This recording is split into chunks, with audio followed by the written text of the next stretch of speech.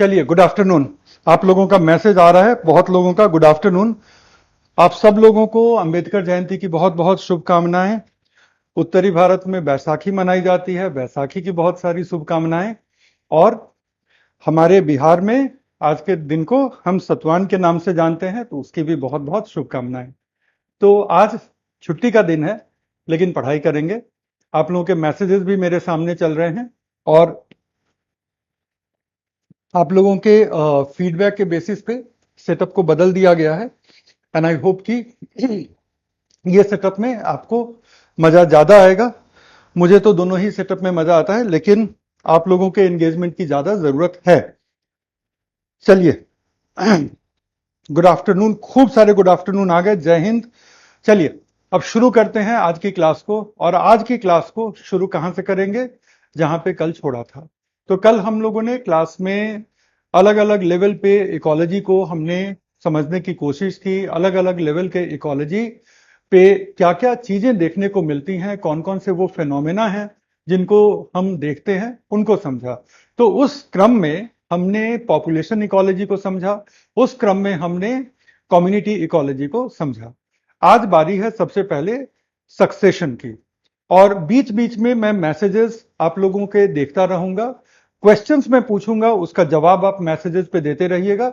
और अगर कोई टेक्निकल प्रॉब्लम हो तो मैसेज जो आप भेजेंगे उससे रिलेटेड वो हमारी टीम देख ही लेगी और टीम आपके उस मैसेज पर एक्ट भी कर लेगी। मेरी तरफ से बिल्कुल सब ठीक ठाक चल रहा है। अच्छे स्पीड पे स्ट्रीमिंग हो रही है, तो क्लास को अब शुरू कर ली जाए।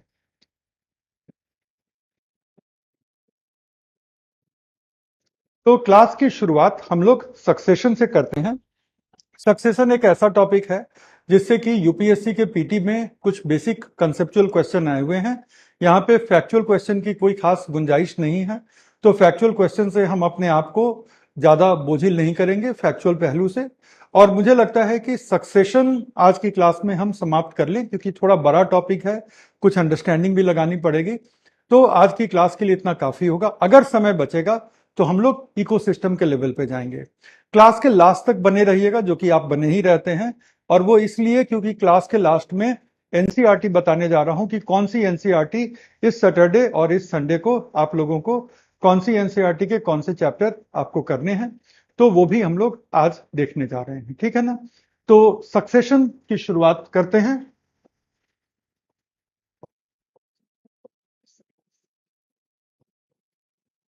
और सक्सेशन देखो बहुत तरह का होता है, तो उसकी भी बात करेंगे कि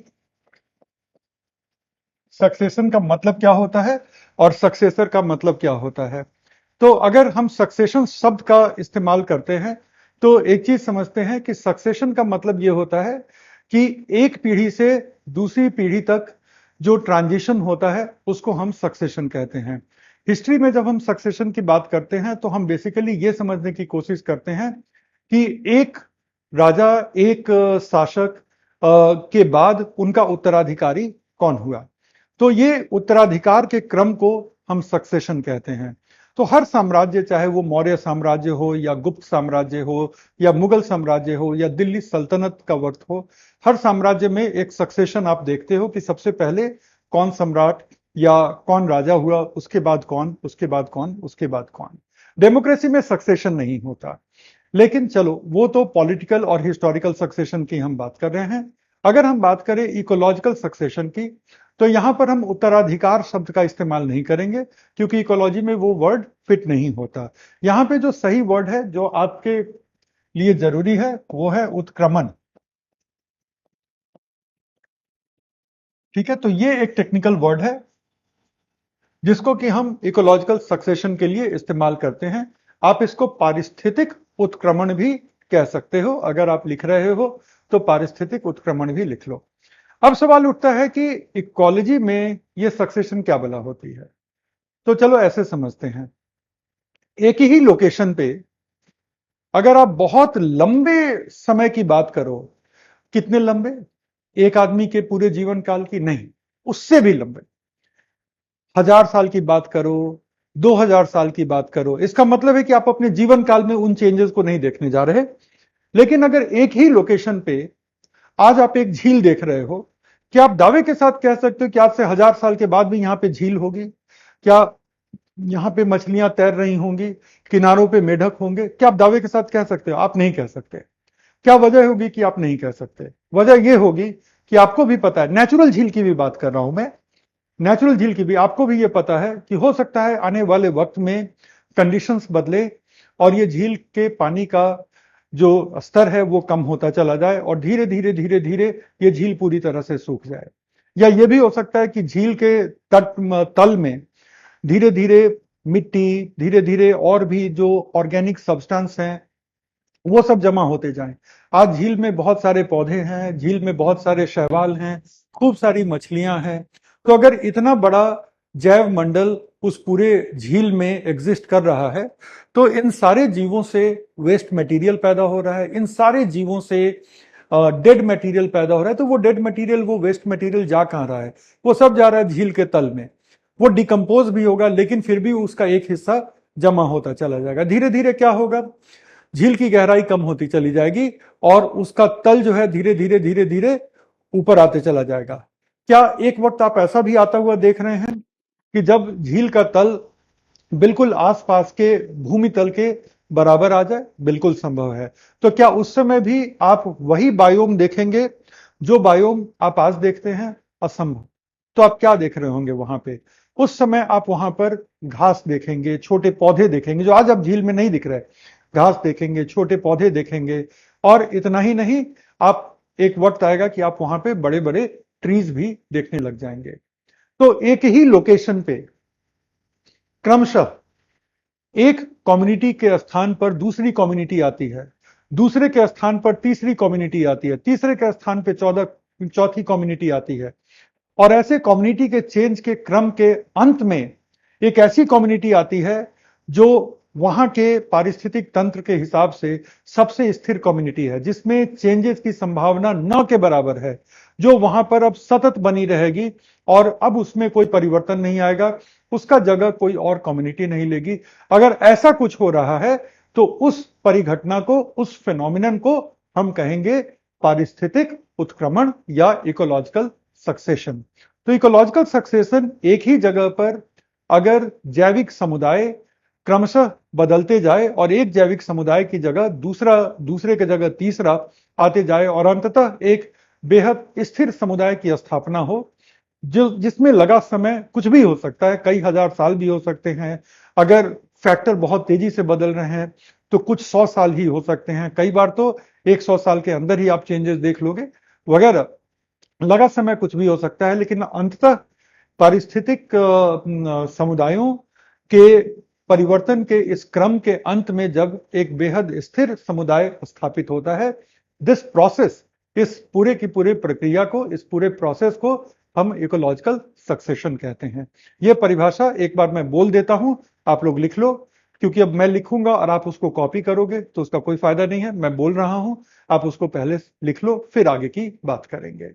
तो आप लिख लीजिए, पारिस्थितिक उत्क्रमण, पारिस्थितिक उत्क्रमण एक ऐसी परिघटना है, पारिस्थितिक उत्क्रमण एक ऐसी परिघटना है जिसमें एक ही स्थान पर, जिसमें एक ही स्थान पर एक समयावधि के दौरान, एक ही स्थान पर एक समयावधि के दौरान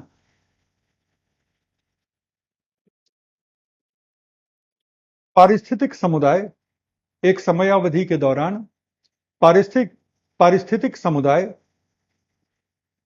क्रमशः बदलते जाते हैं। एक ही स्थान पर पारिस्थितिक समुदाय क्रमशः बदलते जाते हैं जब तक कि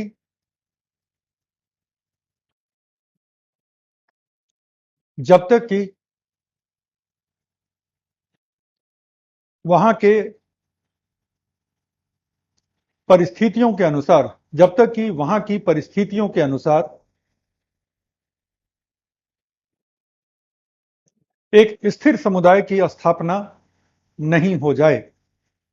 जब तक कि वहां की परिस्थितियों के अनुसार एक स्थिर समुदाय की स्थापना नहीं हो जाए।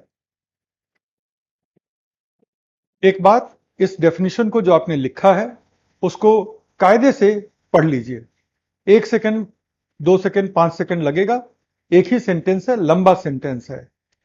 हम इकोलॉजी, इकोलॉजिकल सक्सेशन को एक ऐसे फिनोमिनन के रूप में डिफाइन कर रहे हैं जहां पे एक ही लोकेशन पे एक के बाद एक कम्युनिटी बदलती जाती है। तब तक बदलती जाती है जब तक कि वहां के कंडीशन के मुताबिक एक खूब स्टेबल कम्युनिटी की स्थापना नहीं हो जाती है। इस कम्युनिटी के चेंजेस के क्रम को हम क्या कहते हैं? सक्सेशन कहते हैं। तो सक्सेशन का मतलब होता है इकोलॉजिकल कम्युनिटी में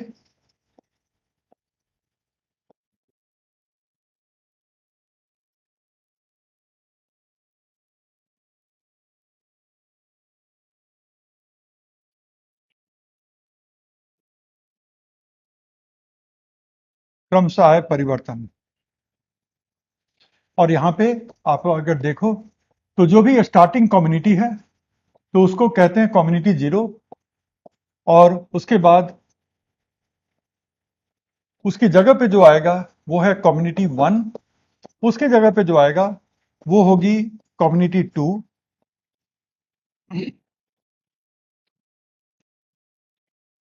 उसके जगह पे जो आएगा कम्युनिटी थ्री, कम्युनिटी फोर। तो अब हम ऐसा करते हैं कि कम्युनिटी एन लिख देते हैं। एन जो कि कोई भी नेचुरल नंबर है, तो कम्युनिटी एन लिख देते हैं। ये एन 5 भी हो सकता है, ये एन 10 भी हो सकता है। डिपेंड करता है कि कहां पे हम कम्युनिटी के चेंजेस की बात कर रहे हैं। लेकिन बिल्कुल लास्ट में जब आप जाओगे, जब बिल्कुल लास्ट में आप जाते हो, मैं थोड़ा सा बीच में आपके मैसेजेस को भी देखता रहूंगा, लेकिन अभी आप लिखने पे ज्यादा जोर देंगे और मैसेज भी हम देख लेंगे। बोर्ड डार्क कर दीजिए भाई, अब क्लास शुरू हो गई है और पिछली क्लास में बच्चे कहते थे कि बोर्ड को व्हाइट कर दीजिए। मतलब इंग्लिश की क्लास में बच्चों को समझाना पड़ा कि भाई ये मैं कलर क्यों नहीं कर रहा हूं, और यहां पे मैंने उस फीडबैक के बेसिस पे व्हाइट किया। तो अब आप कह रहे हैं कि बोर्ड को डार्क कर दीजिए। अब डार्क मत कराओ, फिर पेन, ये सारा जो लिखा है वो गायब हो जाएगा। आज की क्लास काम चला लो और फिर एक मतदान बाद में करा लेंगे, बोर्ड डार्क रखा जाए या व्हाइट रखा जाए, लेकिन वो बाद की बात है, आज वो मतदान नहीं कर रहे हैं। और कम्युनिटी एन के बाद जो है ना, वो क्लाइमेक्स कम्युनिटी है। अच्छा, आप में से एक स्टूडेंट ने कहा सर आपकी हैंडराइटिंग बहुत अच्छी है, उसके लिए बहुत बहुत धन्यवाद। लेकिन आप लोगों को परीक्षा देनी है तो आप लोग अपनी हैंडराइटिंग को साफ सुथरी कर लें। याद रखिएगा कि यूपीएससी की कॉपी रोबोट नहीं जांचता, इंसान जांचते हैं। और जब इंसान जांचते हैं तो साफ सुथरी हैंडराइटिंग का एक अलग प्रभाव पड़ता है। इसका मतलब है कि बच्चे ने मेहनत की है। और अगर जैसे मर्जी लिख दिए तो जैसे मर्जी मार्क्स भी आ जाते हैं, और वो फिर मार्क्स सिलेक्शन में तब्दील नहीं होते। तो इस चीज पर ध्यान रखिएगा कि हैंडराइटिंग बहुत खूबसूरत ना हो, बिल्कुल चलती है। हैंडराइटिंग साफ हो, आराम से पढ़ने लायक हो। एग्जामिनर के पास कोई मजबूरी नहीं है कि वो आपकी कॉपी को पढ़े ही। आप उसको मजबूर करेंगे कि वो आपकी कॉपी को पढ़े ही। और उसकी शुरुआत होती है साफ लिखावट से, और जब एग्जामिनर पढ़ने लगे तो साफ सुथरे एक्सप्रेशन से। ठीक है, कि जब वो पढ़ रहा हो तो उसको बीच में कहीं रुकने की जरूरत ना हो, और चीजें इतने लॉजिकल तरीके से कंसाइज करके, छोटा करके आप लिख रहे हैं। बहुत लोगों को जानता हूं इस पूरी जर्नी में, जिनके पास नॉलेज का लेवल अच्छा था, एक्सप्रेशन की वजह से कभी भी मेंस में अच्छा मार्क्स नहीं ला पाए। तो वो एक्सप्रेशन जो है ना, बहुत बड़ा डिसाइडिंग फैक्टर बन जाता है। नॉलेज थोड़ा कम हो चलेगा, एक्सप्रेशन बहुत सॉलिड होनी चाहिए। तो एक्सप्रेशन पे शुरू से काम कीजिए, शुरू से काम करिए, और एक्सप्रेशन में साफ सुथरी हैंडराइटिंग का एक रोल रहेगा। तो बहरहाल कम्युनिटी एन के बाद जो फाइनल कम्युनिटी होगी वो आकर के एस्टेब्लिश हो जाएगी। अब थोड़ा सा टेक्निकल नेम भी आएगा इसके बाद, ये तो मैंने अभी समझाने के क्रम में लिखा है। आप मेरे साथ लिखते रहें, लेकिन बोर्ड पे जो भी लिख रहा हूं वो पीडीएफ पे चेंज करके and I will be sharing with you. वो नहीं है, मैं थोड़ा सा हट जाऊं ताकि आप लोग इसको लिख सको। यहां पे यही एक थोड़ा सा रहता है कि बार बार मुझे ये डर लगता है कि आप लोगों का व्यू मैं ऑब्स्ट्रक्ट ना कर दूं।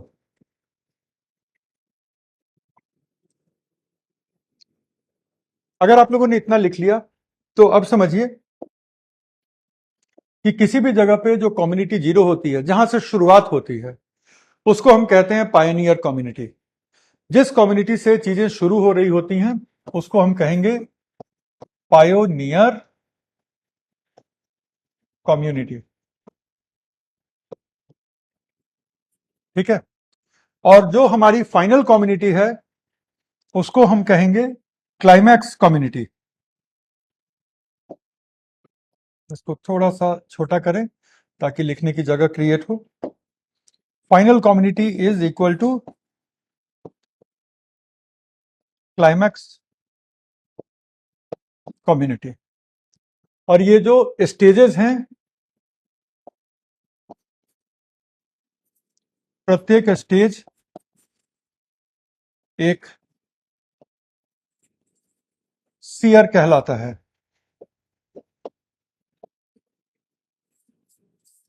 प्रत्येक स्टेज एक सीयर कहलाता है, या सीयर का एक दूसरा नाम भी है, उसको हम कहते हैं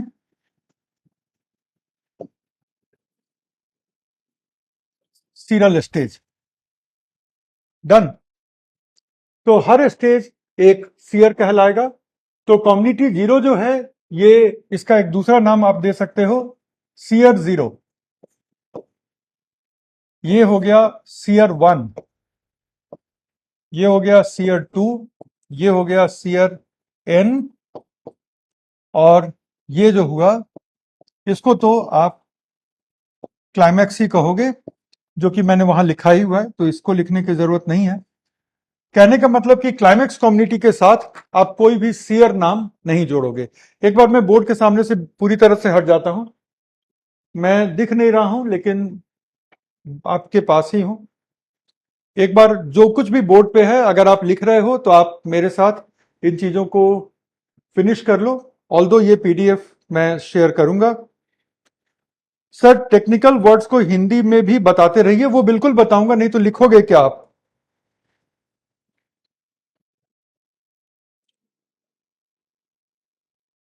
अच्छा, अमित कह रहे हैं कि सर हिंदी में पढ़ना है तो पढ़ाओ, नहीं तो बंद कर दो, बोरिंग होती है, पैसा फंस गया लगता है। अमित, ये मैसेज जो है इस तरह का, खास तौर पे अगर आप टीचर से बात कर रहे हैं तो ये आपके बारे में बहुत कुछ कह जा रहा है। मेरा तो कुछ नहीं बिगड़ा, आपने अपने परिचय को दे दिया। ठीक है, कोई आपको मजबूर तो नहीं कर रहा इस क्लास में बैठने को।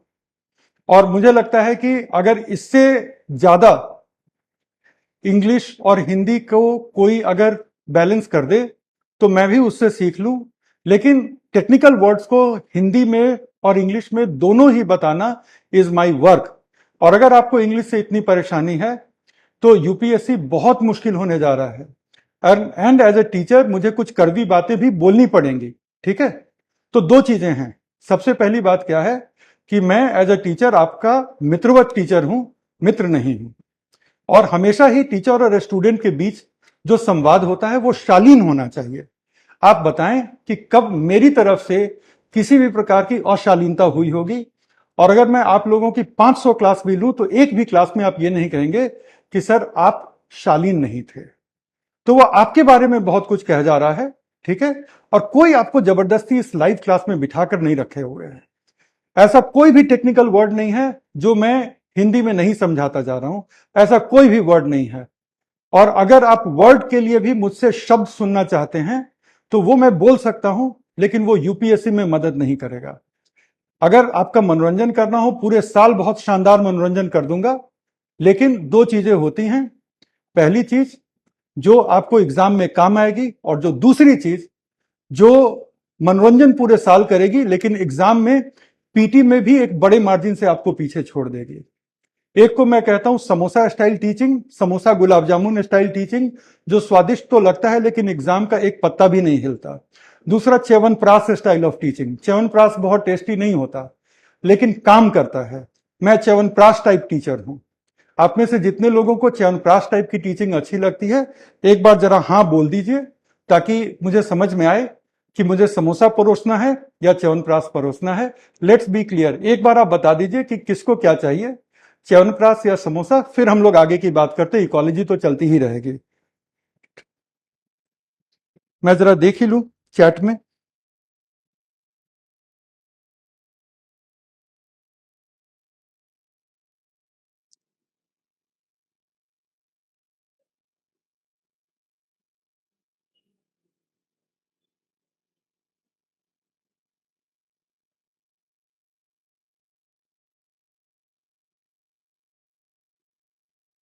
चलिए अब मैसेजेस को रोक दीजिए, ठीक है। मुझे आप लोगों का मैसेज मिल गया,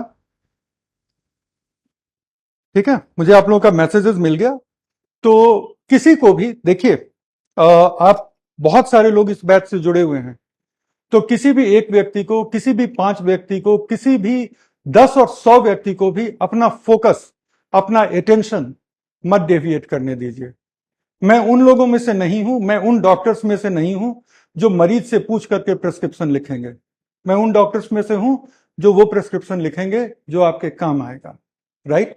तो मुझे समझ में आ रहा है कि आप में से 99% लोग काफी सीरियस हैं। जो नहीं हैं प्लीज हो जाइए। जब आप जुड़े हैं, अपना समय दे रहे हैं, सिर्फ पैसे की बात नहीं है, अगर आप अपना समय दे रहे हैं तो उस समय के बदले आपको वो तैयारी मिलनी चाहिए। अब बाकी प्रवचन बाद में, पहले अब हम लोग सक्सेशन करते हैं, ठीक है। तो मैसेज को अब रोक दीजिए।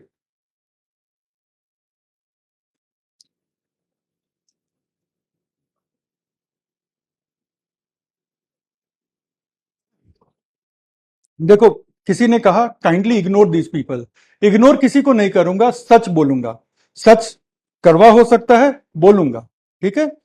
क्योंकि इग्नोर कर दूंगा तो जिनको पता नहीं है कि उनको क्या करना चाहिए, उनको कभी पता नहीं चलेगा। एज ए टीचर मेरी जिम्मेदारी है कि मैं उन लोगों को भी बताऊं जो इग्नोरेंट हैं, जिनको नहीं पता कि व्हाट दे नीड। उनको भी मेरा ये फर्ज है कि मैं उनको बताऊं कि आपको किस चीज की जरूरत है। आज नहीं, 4 साल के बाद ही जब आप परीक्षा दोगे तो यू नीड टू नो कि ये परीक्षा किन चीजों से होकर के गुजरती है, ठीक है। तो चलो अब आगे आते हैं। तो आई होप कि आप लोगों ने ये लिख लिया। तो एक बार इसको जरा रिपीट कर देते हैं। रिपीट में जो सबसे पहली बात क्या है कि हमने क्या देखा कि जो इकोलॉजिकल सक्सेशन है एक ही लोकेशन पर, ठीक है, 1 सेकंड का रिपीट है। इकोलॉजिकल सक्सेशन जो है एक ही लोकेशन पे कम्युनिटी बदलती जाती है। क्यों बदलती है वो भी बताने जा रहा हूं मैं, ठीक है। आज की क्लास लगभग पूरे सक्सेशन पे ही केंद्रित रहेगी। इकोसिस्टम अगर आज नहीं भी होता है तो आगे देख लेंगे, लेकिन एक ही जगह पर कम्युनिटी बदलती रहेगी। कम्युनिटी क्यों बदलती है? कम्युनिटी के बदलने का गौर करो, ये बड़ा कॉन्सेप्ट आ रहा है, मैं आगे लिखवा दूंगा। तो कम्युनिटी इसलिए बदलती है कि अगर मान लो कि एक इकोसिस्टम है, एक तालाब है, और आज की डेट में इस तालाब में खूब सारा पानी है, तालाब में मछलियां भी हैं, है ना।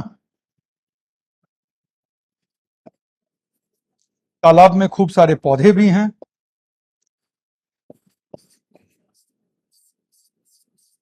तो होता ये है, तालाब में कई सारे शैवाल हैं और भी दूसरे जीव हैं जिनको बनाना यहां पॉसिबल नहीं है। तो होता क्या है कि ये जो इतने सारे जीव हैं इस तालाब में ना, इन सारे जीवों के एक्टिविटीज की वजह से, इन सारे जीवों की गतिविधियों की वजह से इस तालाब में चेंजेस आ रहे हैं, इस तालाब में परिवर्तन आ रहा है। और इस तालाब में ऐसे चेंजेस आ रहे हैं जैसे कि तालाब का जो पानी है उसका कंपोजिशन बदल रहा है, पानी के घटक बदल रहे हैं, पानी में पोषक पदार्थों की या तो कमी हो रही होगी या वृद्धि हो रही होगी, पानी में ऑर्गेनिक मैटर बढ़ रहा होगा क्योंकि ये पौधे भी धीरे धीरे मरेंगे।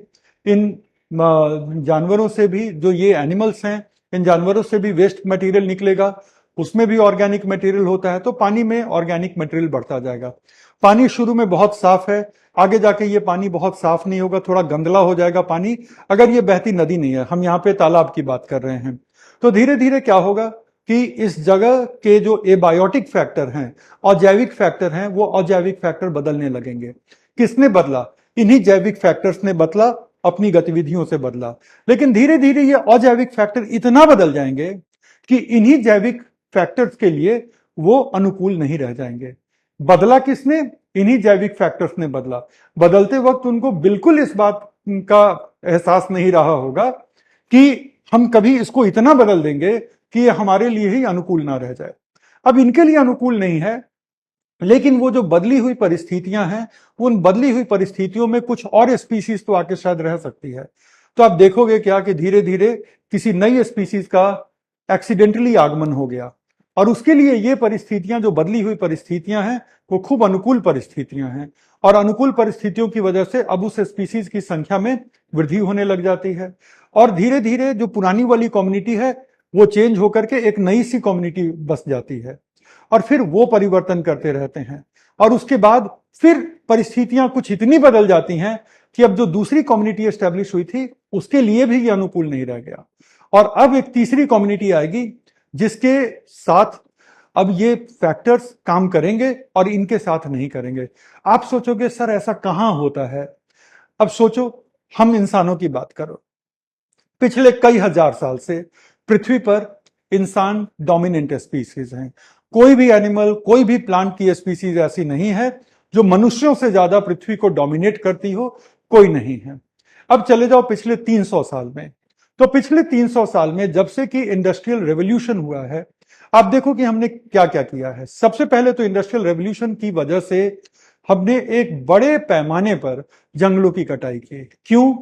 क्योंकि जब आप इंडस्ट्रीज लगाएंगे तो उसके लिए जगह चाहिए, इंडस्ट्रीज में काम करने वाले लोग होंगे, उनके रहने की जगह चाहिए, इंडस्ट्री के लिए रॉ मटेरियल के लिए आपको खनन करना होगा जो कि जंगलों के नीचे दबा हुआ है, इंडस्ट्री के लिए इंफ्रास्ट्रक्चर, रोड, पोर्ट वगैरह बनाने के लिए आपको फिर से लैंड चाहिए। आपने बड़े पैमाने पर जंगलों की कटाई की। दूसरा आपने क्या किया, जो खनिज ऊर्जा के स्रोत हैं, मतलब कि फॉसिल फ्यूल जिनको कहते हैं, जीवाश्म ईंधन जिसको कहते हैं, कोयला और किसी भी तरह का पेट्रोलियम उत्पाद, पेट्रोल, डीजल, ये सब कुछ, उसको हमने इतने बड़े पैमाने पर यूज किया है, उसको इतने बड़े पैमाने पर हमने जलाया है। और जब भी आप किसी भी जीवाश्म ईंधन को जलाते हो, जीवाश्म ईंधन का दहन करते हो, तो नतीजा क्या होता है? कार्बन डाइऑक्साइड निकलता है। वो कार्बन डाइऑक्साइड कहां जाएगा? वायुमंडल में जाएगा। वायुमंडल के कौन से हिस्से में जाएगा? ट्रोपोस्फियर में जाएगा, वहां पे इकट्ठा होगा, और उससे क्या हो रहा है? ग्रीन हाउस इफेक्ट हो रहा है। Green house effect, global warming, climate change. सोचो कि छोटी छोटी चेंजेस 300 साल में हमने इतनी की कि आज दुनिया का सबसे बड़ा प्रॉब्लम ग्लोबल वार्मिंग है। एनवायरमेंट के लेवल पे बाकी प्रॉब्लम तो है ही, लेकिन एनवायरमेंट के लेवल पे ग्लोबल वार्मिंग सबसे बड़ा प्रॉब्लम है। इसी तरह से हमने कुछ इंडस्ट्रियलाइज्ड गैसेस, इंडस्ट्रियल गैसेस हमने रिलीज किया, जैसे कि क्लोरोफ्लोरोहाइड्रोकार्बन, ब्रोमोफ्लोरोहाइड्रोकार्बन, जिसकी वजह से ओजोन लेयर का क्षरण हुआ। तो इससे क्या हो रहा है? धीरे धीरे पृथ्वी हम मनुष्यों के लिए उतनी अनुकूल नहीं रह गई जितनी अनुकूल ये पहले थी। हमने अपने शहरों को शायद बेहतर कर लिया हो, हमने अपने घरों को बेहतर कर लिया हो, लेकिन पृथ्वी एज एन इकोसिस्टम हमारे लिए उतनी अनुकूल नहीं रह गई। चलो, मनुष्यों को तो ये गिफ्ट है कि हम अपने हिसाब से अपने इर्द गिर्द को बदल लेते हैं। मछलियों की बात करते हो, मेढकों की बात करते हो, पौधों की बात करते हो, कैन दे डू इट? वो कर सकते हैं? वो बिल्कुल नहीं कर सकते। और अगर वो नहीं कर सकते तो क्या होगा? धीरे धीरे उनकी जगह पर कुछ और स्पीसीज आएंगी, और ये स्पीसीज उस तालाब से चलती बनेंगी, है ना? यही होता है सक्सेशन। तो सक्सेशन अक्सर उन परिवर्तनों के कारण होता है जो कम्युनिटी, जो जैविक समुदाय अपने पारिस्थितिक तंत्र में लाती हैं, और उसकी वजह से उनका पारिस्थितिक तंत्र उनके लिए कम अनुकूल रह जाता है, और क्रमशः ये हर कम्युनिटी करती जाएगी, और क्रमशः हर कम्युनिटी के जगह पे एक नई कम्युनिटी आती चली जाएगी। फिर क्या होगा? अंततः जो आप देखोगे वो ये होगा कि अंततः एक ऐसी स्टेबल कम्युनिटी आती है जो वहां पर स्टेबलाइज होकर रहती है, और अब उसमें कोई खास परिवर्तन नहीं आ रहा।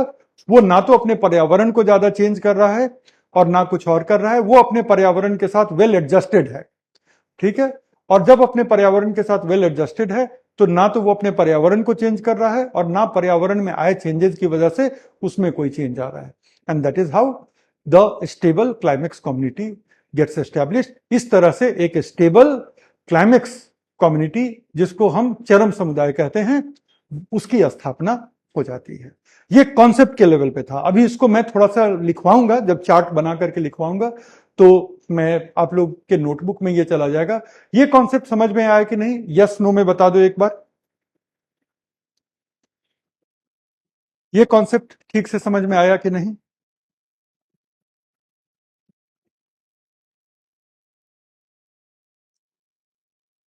स्टेबिलाईज का मतलब है स्थिर।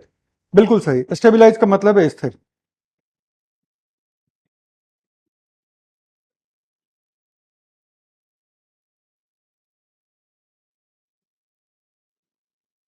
बहुत खूब, बहुत खूब। Good good good good good. चलो,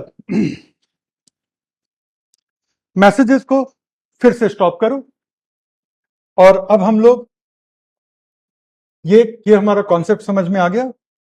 तो अब हम बात करते हैं, नहीं ये कलर ठीक नहीं है, ये साफ नहीं दिखेगा।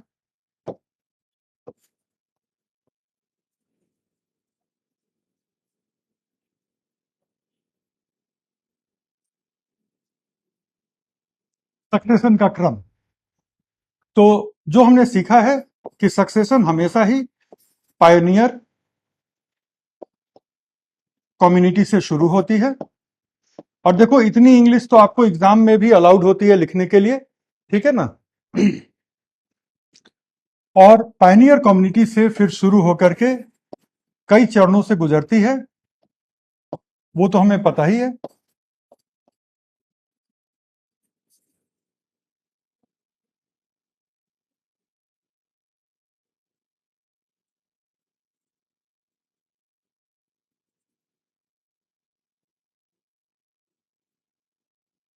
ठीक है। अब क्या होता है कि ये तो सक्सेशन का क्रम हो गया, एक साफ सुथरे तरीके से मैंने लिख दिया है, ऑलरेडी आप इसको समझ रहे हो। तो यहां पे अब ज्यादा देर नहीं रुकते, इससे जुड़ी हुई बात जो बतानी है कि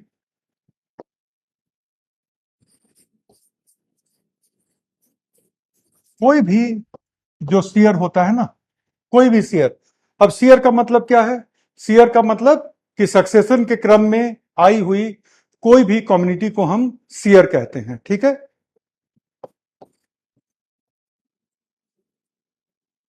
सक्सेशन के क्रम में आई हुई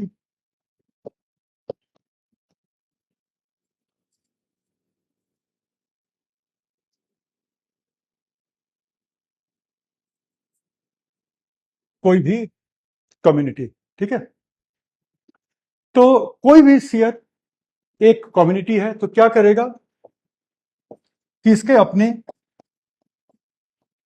जैविक क्रियाकलाप चलते हैं,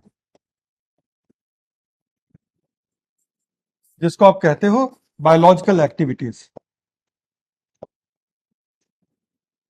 इसमें तो कोई शक नहीं है कि अगर जीव हैं तो जैविक क्रियाकलाप चलते ही रहेंगे, उसमें कहीं कोई शक की बात नहीं होनी चाहिए। अब जैविक क्रियाकलाप का मतलब है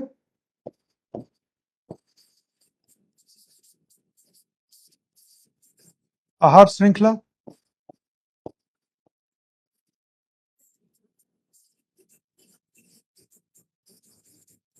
संसाधनों का उपयोग,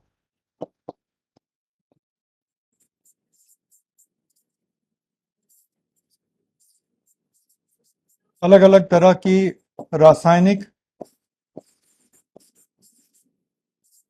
विक्रियाएं वगैरह। तो इससे क्या होता है ना कि ये जैविक क्रियाकलाप से अब हमारे इकोसिस्टम में, इस पारिस्थितिक तंत्र में एबायोटिक घटक जो होते हैं, अजैविक घटक जो होते हैं, उसमें परिवर्तन आना शुरू होती है।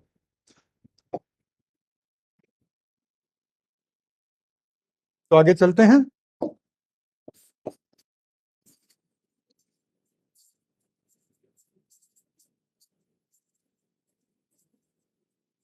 अजैविक घटकों में परिवर्तन, और यहीं से जो चेंज का गेम है ना, वो यहीं से शुरू होता है। याद रखिएगा कि जो चेंज का गेम है वो यहां से शुरू होता है, क्योंकि अजैविक घटकों में जो परिवर्तन हुआ ना, इसकी वजह से अब आगे आप क्या देखोगे,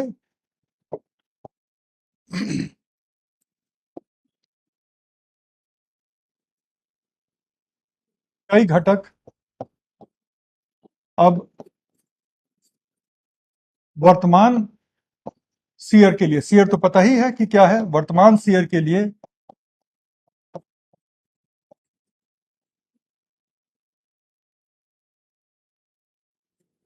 अनुकूल नहीं रह जाते। फिर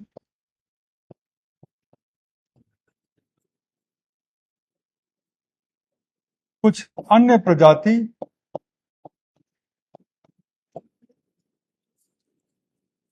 का ऐसे ही आगमन होता, ऐसा नहीं कि अब परिस्थितियां बदल गई हैं इसलिए वो आ गई।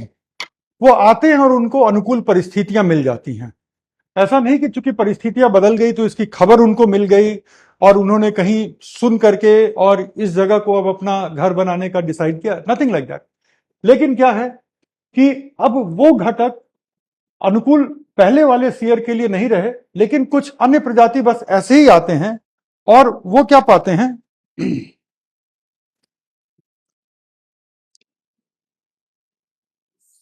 कि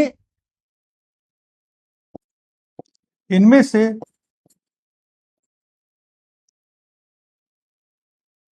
कुछ प्रजातियों के लिए इनमें से कुछ प्रजातियों के लिए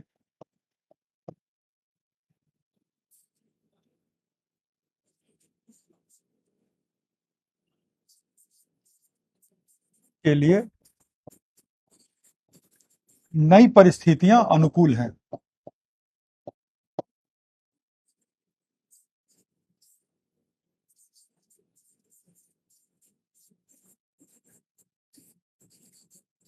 और अगर इनमें से कुछ प्रजातियों के लिए नई परिस्थितियां अनुकूल हैं तो अब ये नई प्रजातियां यहां पर स्थापित होंगी और इस तरह से सियर बदलने लग जाएगा और यही चलता रहेगा चलता रहेगा चलता रहेगा। मैं थोड़ा सा हट जाता हूं कि अगर आप लिख रहे हैं तो आप इसको लिख लें।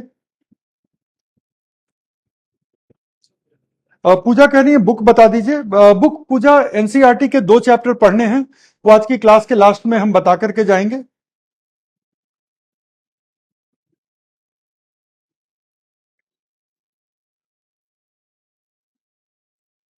सर यदि लिखा रहे हैं तो थोड़ा लिखने का समय दीजिए, लिखावट को थोड़ा सा मोटा कर दीजिए। अच्छा ठीक है, वो कर दिया। देखो, जितना लिख सकते हो मेरे साथ समझते हुए लिखो। और बाद में 2 चीजें हैं, एक तो ये रिकॉर्डिंग रहेगी आपके लिए ऐप पे, और जो दूसरी चीज रहेगी वो है कि ये जो भी मैं लिख रहा हूं पीडीएफ में एक्सपोर्ट करके आपके साथ ऐप में शेयर हो जाएगा। तो ये दोनों चीजें रहेंगी, तो अगर कुछ छूट जाए तो बाद में लिख लेना। क्लास में इतनी स्पीड तो रहनी चाहिए, है ना। चलो, आप में से कुछ लोग जो है सो तारीफ भी कर रहे हैं। चलो, अब रुक जाओ फिर और अब समझो। तब क्या है कि इनमें से कुछ प्रजातियों के लिए जो नई परिस्थितियां हैं वो हो गई थोड़ी अनुकूल। और अब ये नई परिस्थितियां थोड़ी अनुकूल हो गई तो वो प्रजाति अब यहां पर जो है धीरे धीरे स्थापित होंगे। और नई प्रजातियों के स्थापित होने के कारण, नई प्रजातियों के स्थापित होने के कारण अब जो अगली चीज होगी कि जो कम्युनिटी है वो बदलने लग जाएगा। क्योंकि जो पिछली कम्युनिटी थी उनमें से कई प्रजातियों के लिए बदली हुई परिस्थितियां ठीक नहीं हैं, लेकिन जो नई वाली आई हैं उनके लिए ठीक हैं। तो कुछ प्रजातियों का अब यहां से विलोप हो जाएगा और कुछ नई प्रजातियां बस जाएंगी और इस तरह से हमारी कम्युनिटी बदल गई। अब आप ये पूछोगे कि सर पुरानी वाली कम्युनिटी से भी कुछ मेंबर चलेंगे क्या, यहाँ पे रहेंगे क्या? बिल्कुल रहेंगे, पुरानी वाली कम्युनिटी से कुछ मेंबर यहाँ पर बने रहेंगे, इसमें कहीं कोई दो राय नहीं है। But the point here is कि नई वाली कम्युनिटी जो है वो पुरानी वाली से अलग इसलिए कि इसमें कुछ नई प्रजातियां हैं, हो सकता है उनमें से कुछ की वर्चस्व हो यहां पर वगैरह। तो सियर तो बदल गया और ये तब तक बदलता रहेगा जब तक कि क्लाइमेक्स कम्युनिटी स्थापित नहीं हो जाती।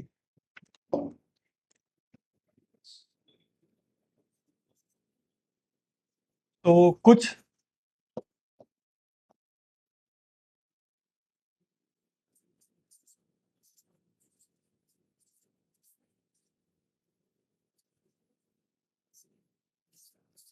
नई प्रजातियों की स्थापना, स्थापना इन द सेंस कि अब वो यहां पर इस तंत्र में आ गए और सियर में बदलाव और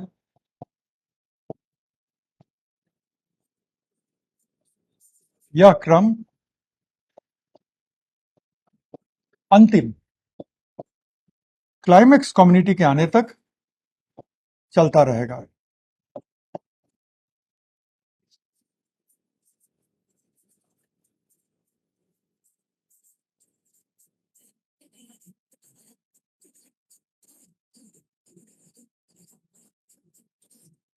डन। तो ये है। तो अब हमें ये समझ में आ गई कि ये बदलाव होता कैसे है, क्रम समझ में आ गया। क्रम समझने के साथ इसको थोड़ा मैं छोटा करके एक साइड कर दूं कि आप लोग इसको देख करके अगर मेरी बातों के साथ आप लिख सको तो लिख भी लो। तो नई प्रजातियां स्थापित हो गई, सीयर में बदलाव आ गया, और सीयर में बदलाव का ये क्रम तब तक चलता रहेगा, तब तक जब तक कि नई वाली प्रजातियां नहीं आ जाती हैं। और फिर वो चलता चलता अंततः क्लाइमेक्स कम्युनिटी तक पहुंचेगा, और क्लाइमेक्स कम्युनिटी के बाद फिर वो स्टेबल हो जाएगा। अब अगर कोई क्वेश्चन है तो एक बार मैं देख लेता हूं।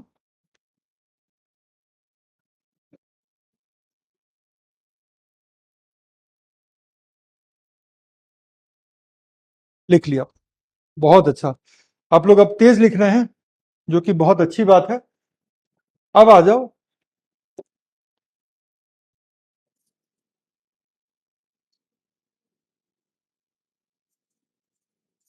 सक्सेशन के प्रकार।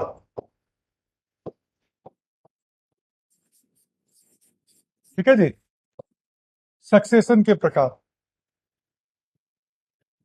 तो सक्सेशन के प्रकारों के भी प्रकार होते हैं।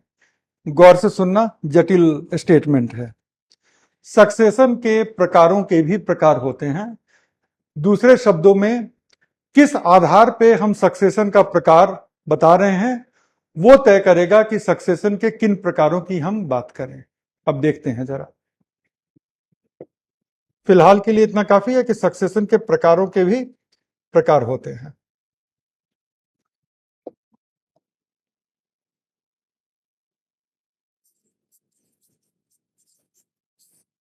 स्थान के जैविक समुदाय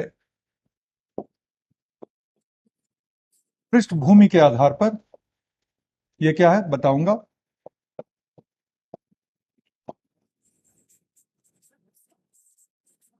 दूसरा,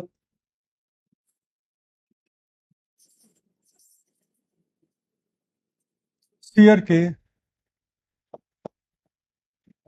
क्रम के आधार पर।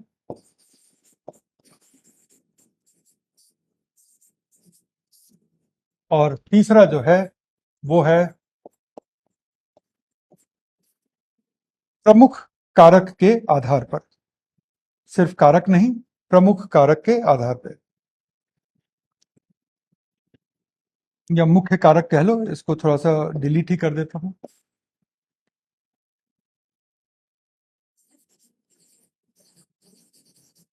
मुख्य कारक के आधार पर। तो प्रकारों के ये तीन प्रकार हैं जो आपके सामने हैं। ठीक है, पहला तो क्या है कि इस स्थान पे जहां पे सक्सेशन हो रहा है वहां पे कोई क्या जैविक इतिहास रहा है। ठीक है, so that is point number one, कि जहां भी सक्सेशन हो रहा है तो वहां पे क्या पहले कुछ वहां पे जैविक समुदाय था, वहां पे जैविक समुदाय नहीं था, वगैरह वगैरह। आप सोच रहे हो कि क्या पृथ्वी पे कोई जगह बची है जहां पे जैविक समुदाय ना रहा हो? और अगर जैविक समुदाय के लायक वो जगह नहीं है तो पक्के तौर पे तो वहां पे अब दोबारा कोई जैविक समुदाय हो ही नहीं सकता। तो ये कौन सी क्लासिफिकेशन है, चलो बताने दो। एक मान लो कि जबरदस्त भूकंप आता है, जबरदस्त भूकंप आता है किसी महासागरीय हिस्से में। ठीक है, किसी महासागरीय हिस्से में जबरदस्त भूकंप आता है और अचानक से महासागर के बीच में एक छोटा सा द्वीप प्रकट हो जाता है। वो पहले नीचे था, पानी के स्तर के नीचे था, अब वो it comes in the middle of the ocean. अब एक छोटा सा द्वीप बन गया, क्योंकि अब वो पानी की सतह के ऊपर आ गया, तो एक छोटा सा द्वीप बन गया। अब वहां पे कोई वेजिटेशन नहीं है। वेजिटेशन का मतलब कि वहां पर कोई पौधा नहीं है, वहां पे कोई कम्युनिटी नहीं है, कुछ नहीं है। अब वहां पे शुरुआत होगी।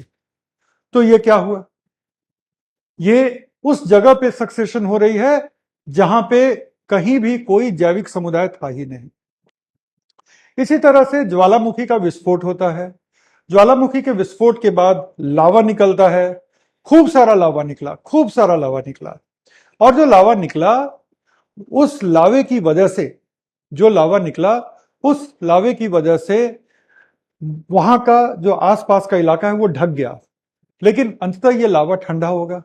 अब जब ये ठंडा हुआ तो ये एक तरह का रॉक बन गया। वहां पे कोई वेजिटेशन है, वहां पे कोई कम्युनिटी है? आंसर है नहीं, कुछ नहीं है। तो वहां पे अब नए सिरे से धीरे धीरे धीरे कई सौ साल में जाकर के वहां पे भी कुछ पौधे वगैरह आपको दिखना शुरू होंगे। क्यों, कैसे, उसकी बात हम करेंगे। तो ये जो है, अगर कभी ऐसी जगह पे सक्सेशन हो रहा है जहां पे इसके पहले कहीं कोई जैविक समुदाय नहीं था, उसको हम प्राइमरी सक्सेशन कहते हैं या प्राथमिक उत्क्रमण कहते हैं।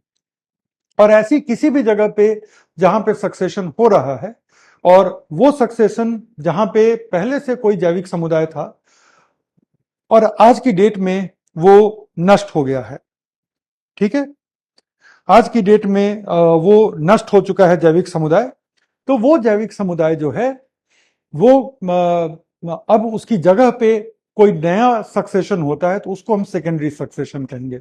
एग्जाम्पल दे देते हैं, क्लियर हो जाएगा। आप एग्जाम्पल के लिए लीजिए एक फॉरेस्ट का एरिया। वो फॉरेस्ट का एरिया ऐसा एरिया है जहां पर पहले अच्छा खासा फॉरेस्ट था, लेकिन भयंकर आग लगी और बहुत सारे पेड़ जल के खत्म हो गए, नीचे की जो घास और छोटे छोटे पौधे थे वो भी जल के खत्म हो गए। और आज उस जगह पे जहां पे एक फॉरेस्ट होता तो वहां पर राख ही राख है और जले हुए पेड़ हैं। तो आज वहां कुछ नहीं है। लेकिन क्या हमेशा वहां पे कुछ नहीं होगा? ऐसा बिल्कुल नहीं है। 3-4 साल के बाद आप जाओ, वहां पे फिर घास वास उगाई होगी, छोटे छोटे पौधे उगाए होंगे वगैरह। और अगर आप 30-40 साल के बाद जाओ तो एक छोटा मोटा फिर से जंगल बन चुका होगा। वो क्या था? वो सेकेंडरी सक्सेशन था। सेकेंडरी सक्सेशन वहां होती है जहां पे पहले से थोड़ी वेजिटेशन की हिस्ट्री होती है, पहले से वहां पे थोड़ा वेजिटेशन रहा है और उस जगह पे अगर पहले की वेजिटेशन नष्ट हो गई और नए सिरे से सक्सेशन हुआ तो उसको हम कहते हैं सेकेंडरी सक्सेशन या द्वितीयक उत्क्रमण।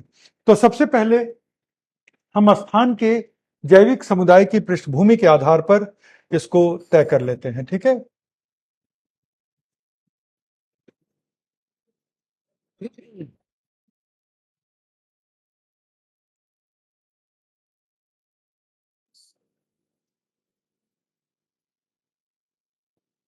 अब हम इसको देखने जा रहे हैं स्थान के जैविक समुदाय की पृष्ठभूमि के आधार पर। चलो, इस आधार पे जो है दो तरह के सक्सेशन होते हैं। प्राथमिक, जिसको आप इंग्लिश में कहेंगे प्राइमरी, और दूसरा है सेकेंडरी या द्वितीयक।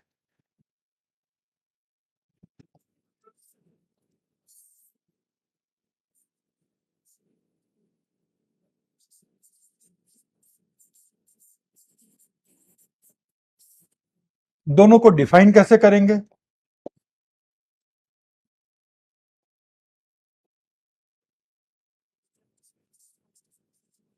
प्राथमिक है ऐसे स्थान पर सक्सेशन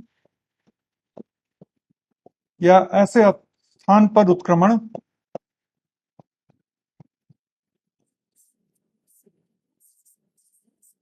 जहां पहले कोई कम्युनिटी नहीं थी।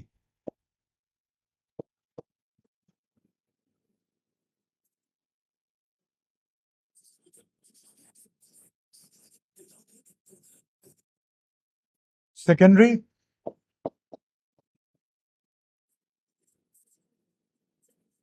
ऐसे स्थान पर सक्सेशन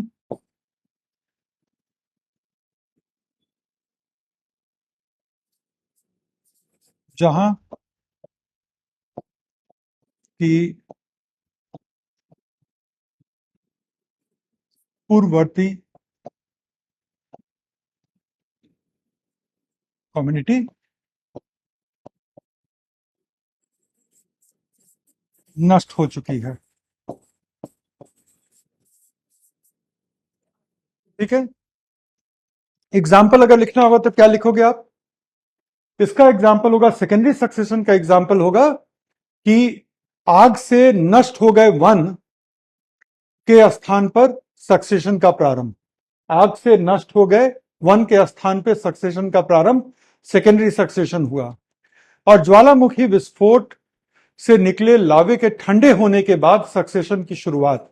ज्वालामुखी विस्फोट के से निकले लावे के ठंडे होने के बाद सक्सेशन की शुरुआत, वो प्राथमिक सक्सेशन होगी। ठीक है, तो ये आप थोड़ा सा लिख लो, फिर आगे चलते हैं।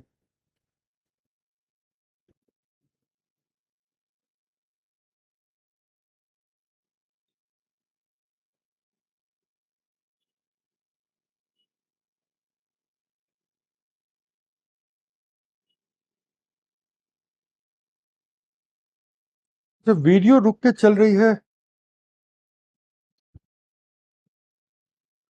सलोनी पूछ रही पूर्ववर्ती का मतलब क्या? पूर्ववर्ती तो हिंदी शब्द है, इसका मतलब होता है जो पहले से मौजूद थी। ठीक है, तो दैट इज पूर्ववर्ती।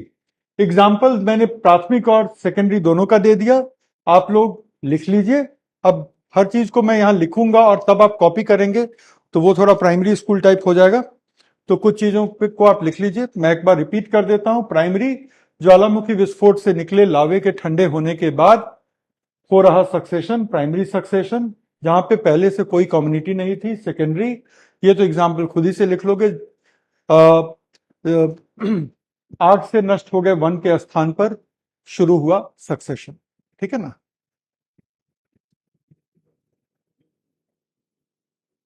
चलो हो गया, डन। डन, ठीक है,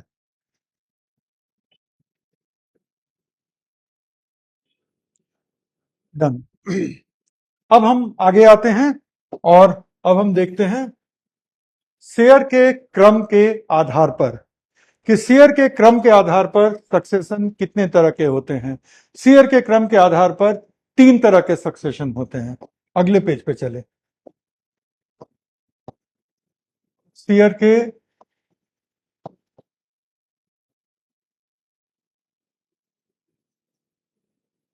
क्रम के, अरे ये क्या हो गया, क्रम के आधार पर।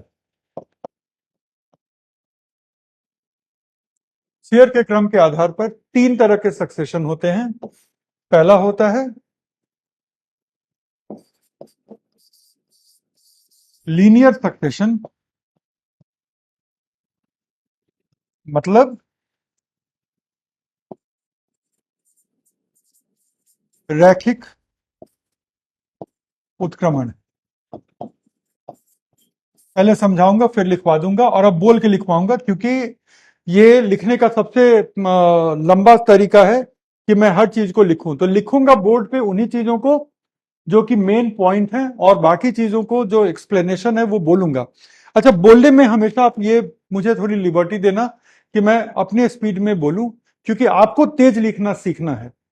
मुझे तेज बोलना सीखना नहीं है, मुझे ना धीमा बोलना सीखना है, लेकिन आपको तेज लिखना सीखना है।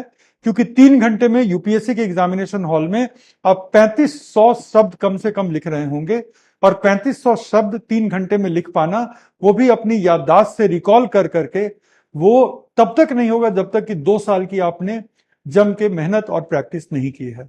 तो आप ऐसे कल्पना करो कि आपके सारे टीचर आपके मेंस के एग्जामिनेशन हॉल में आपके सामने आ गए हैं और आपको आंसर लिखवा रहे हैं। मान लो ऐसा कोई सेंटर है जहां पे वो अलाउ कर देते हैं, ठीक है?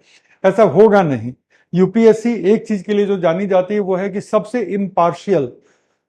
इम्पार्शियल तरीके से एग्जाम को कंडक्ट करती है। लेकिन चलो कल्पना करते हैं, अब क्या होगा कि मान लो कि आपके टीचर, अगर वो आपको प्यार करते हैं, तो वो आपको डिक्टेट करके आंसर लिखवा रहे हैं। और अगर आपकी स्पीड कम होगी तो आपके सारे टीचर मौजूद होंगे और वो डिक्टेट भी करा रहे हैं, फिर भी आप आंसर छोड़ दोगे, क्योंकि 3 घंटे में आपको 3500 वर्ड लिखना है और वो नहीं हो पाएगा। तो मैं मेन चीजों को यहां पे बोर्ड पे लिखूंगा, इसके एक्सप्लेनेशन को समझा करके डिक्टेट कर दूंगा, आप लिख लेना, लेकिन अपनी स्पीड बढ़ा के लिखना। ठीक है, खूब तेजी से लिखना। तो पहला तो हो गया लीनियर सक्सेशन, समझाऊंगा और लिखवाऊंगा। उसके बाद है दूसरा सर्कुलर सक्सेशन।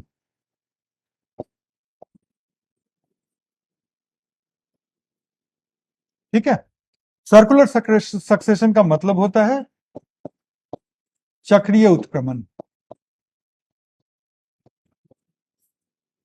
ठीक है, तीसरा होता है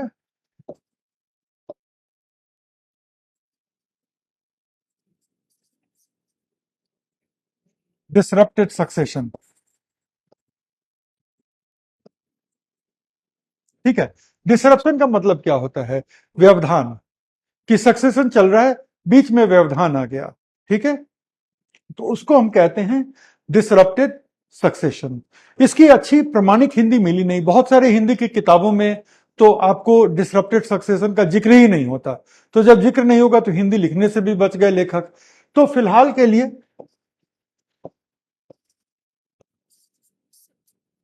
व्यवधान ग्रस्त कह रहे हैं। अगर इससे अच्छी कोई हिंदी मिली मुझे किसी अच्छे बुक में तो मैं आप लोगों के साथ शेयर कर लूंगा। फिलहाल अपनी कल्पना शक्ति लगा करके और ट्रांसलेशन करने की जरूरत नहीं है। अभी अब इन चीजों को समझने की ज्यादा जरूरत है। ठीक है,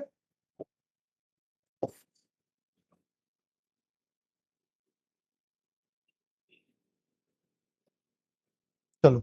तो ये तीन तरह के सक्सेशन आपको तीन अलग अलग कलर में दिख रहे हैं, और अब इनको हम लोग थोड़ा समझ समझ लेते हैं। और जैसा कि मैंने कहा, धीरज जय हिंद भेज रहे हैं।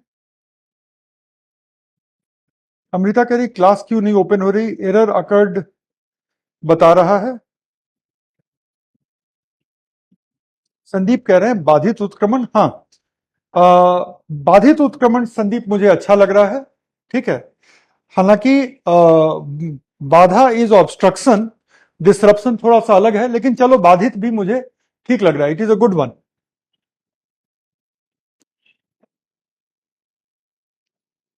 तो अब शुरू करते हैं।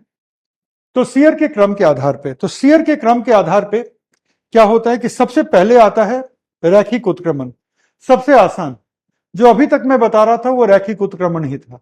अगर मान लो कि मैं एक पिछले स्लाइड पे चला जाऊं, ये वाले स्लाइड पे,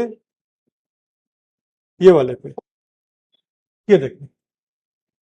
ठीक है, या फिर ये वाले पे ही चले जाओ। और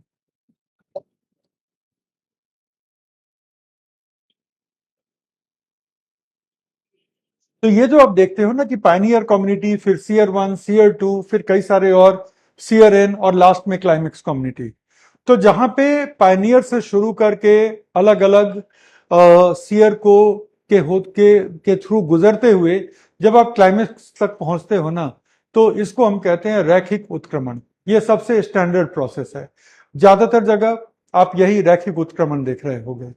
लेकिन कई बार क्या होता है, अब हम लोग लास्ट वाले पे आ जाएं।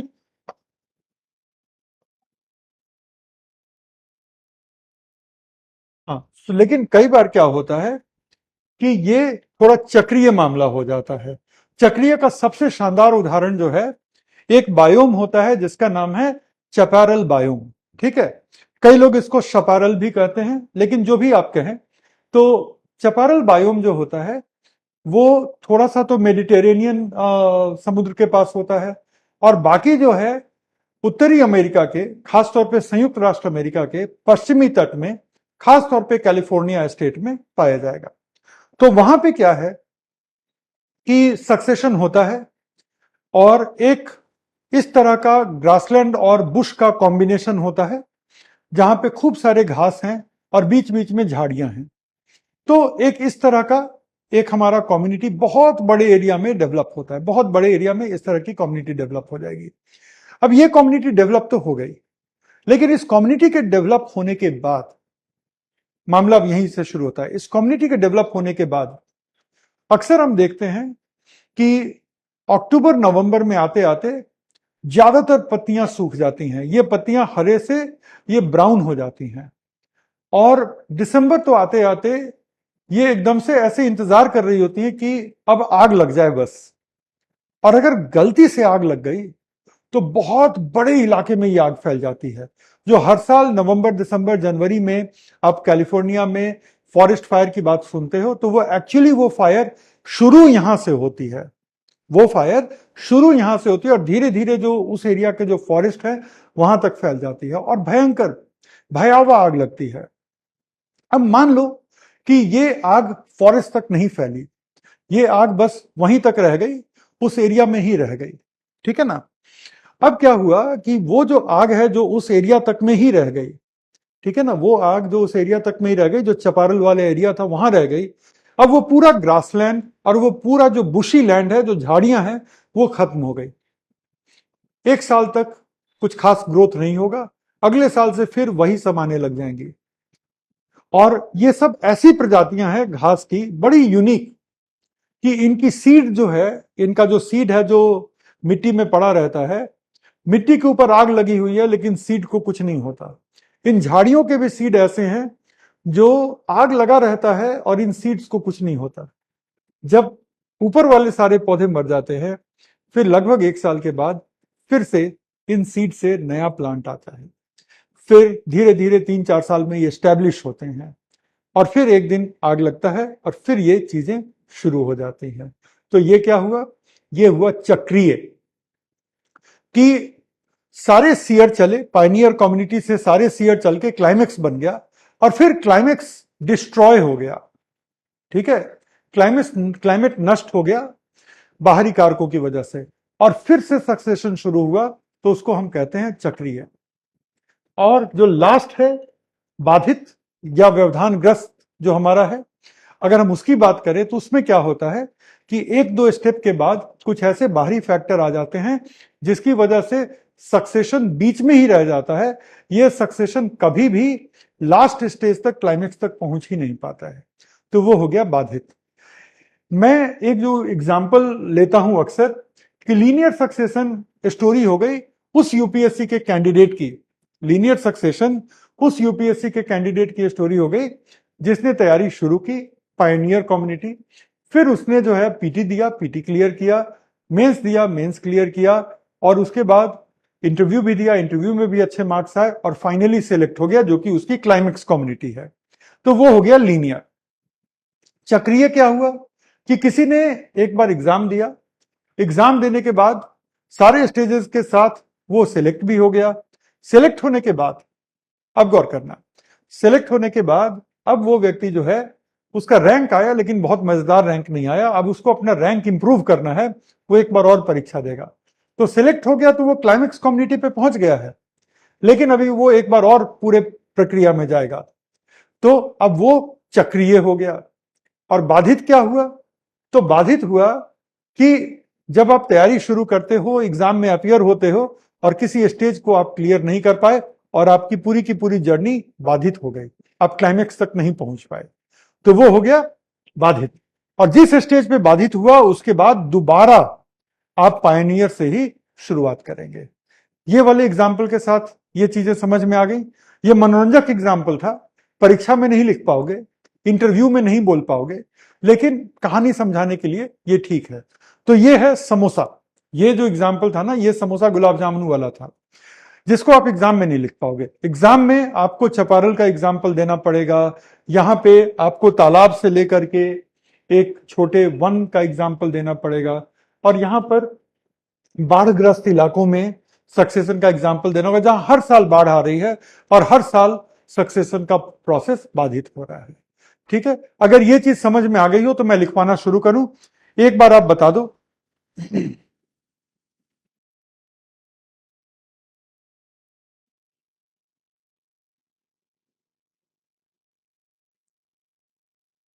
ठीक है, अच्छा, किसी ने कहा इंटरव्यू में फेल। देखो, इंटरव्यू में कोई नहीं फेल करता, गौर करिएगा एक चीज को आप, इंटरव्यू में कोई नहीं फेल करता। इंटरव्यू के मार्क्स और मेंस के मार्क्स जुड़ करके आपका फाइनल सिलेक्शन होता है। तो अगर कोई ये बोलता है कि इंटरव्यू में हम फेल हो गए हैं, ठीक है, तो आप इंटरव्यू में फेल नहीं होते हैं, आप इंटरव्यू में कम मार्क्स आते हैं, और हो सकता है कि इंटरव्यू में अच्छे मार्क्स आए हो, मेंस में कम मार्क्स आया हो।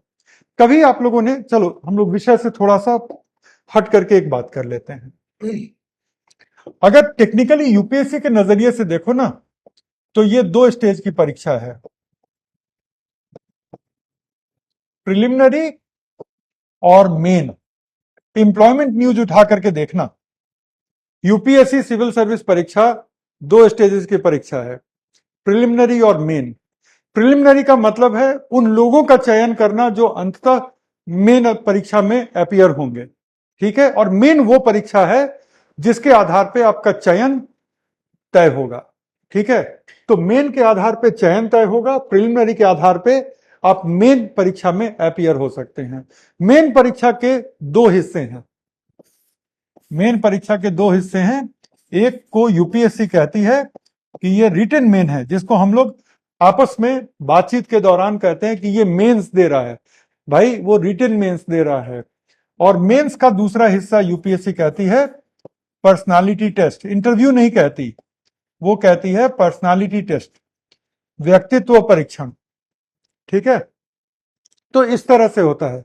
तो जब आपका डिसीजन होगा कि आप सिलेक्ट हुए कि नहीं हुए, तो रिटन का मार्क्स प्लस इंटरव्यू का मार्क्स, तब आपका मेंस का मार्क्स तय होगा फाइनल, जिसके आधार पे आपका चयन हो या ना हो। तो कई लोगों को मैं जानता हूं जिनका इंटरव्यू में अच्छा मार्क्स आ गया पर्सनालिटी टेस्ट में, मेंस में थोड़ा सा लोअर मार्क्स था, इस वजह से उनका सिलेक्शन नहीं हुआ। कई लोग होते हैं जिनका मेंस में औसत मार्क्स होता है, इंटरव्यू में इतना अच्छा होता है कि वो लिस्ट में चले जाते हैं। कई लोग ऐसे होते हैं जिनका मेंस में काफी अच्छा मार्क्स है, इंटरव्यू में थोड़ा कम भी रहा तो भी सिलेक्शन हो गया। कुल मिलाकर के ये याद रखिएगा कि अगर कोई कहता है कि अब मेंस क्लियर किए, इंटरव्यू में रिजेक्ट हो गए, माफी मांग लीजिएगा कि भाई इंटरव्यू में आप रिजेक्ट नहीं हुए हैं।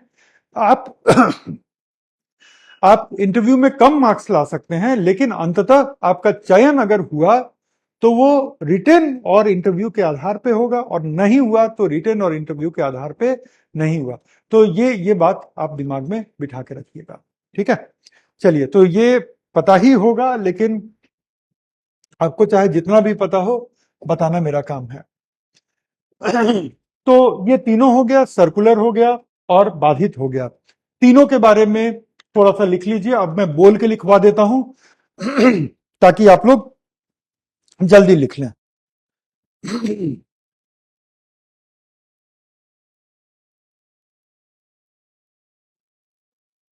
ठीक है, चलो, मैं थोड़ा सा मैसेजेस देख रहा था। 1 आवर की क्लास कर दीजिए, अभी तो नहीं हो पाएगा 1 घंटे की क्लास, बाद में अगले बैचेस में देखते हैं। और चलो अभी रुक जाओ, अब मैं जब लिखवाऊंगा तो अपने आप समझ जाओगे। चलो, सबसे पहले लीनियर सक्सेशन के बारे में लिखो। सक्सेशन का ऐसा प्रकार, एक सेकंड के लिए बैठ जाता हूं, आप लोग की इजाजत हो तो, ताकि आप लोग बोर्ड भी थोड़ा देख सकें। और बस, अब लिखो आप लोग। सक्सेशन का ऐसा प्रकार जिसमें विभिन्न जिसमें विभिन्न शेयर जिसमें विभिन्न शेयर एक रैखिक क्रम में जिसमें विभिन्न शेयर एक रैखिक क्रम में आते हैं जिसमें विभिन्न शेयर एक रैखिक क्रम में आते हैं, और अंततः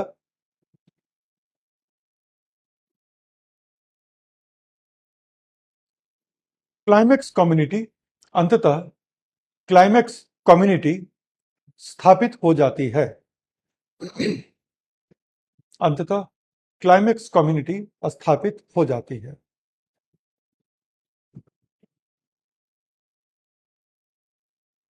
एग्जाम्पल लिखिएगा। एक जलीय परितंत्र से एक जलीय परितंत्र से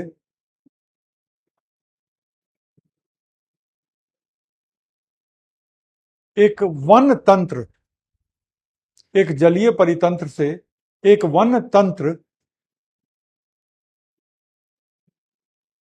तक का सक्सेशन एक जलीय परितंत्र से वन तंत्र तक का सक्सेशन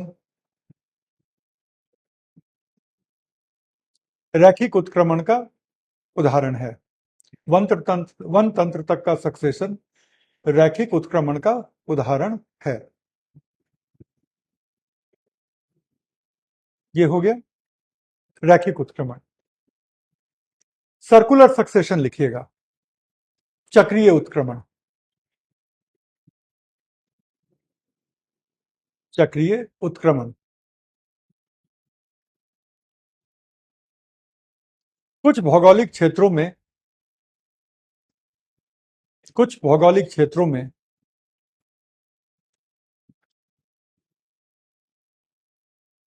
जैसे कि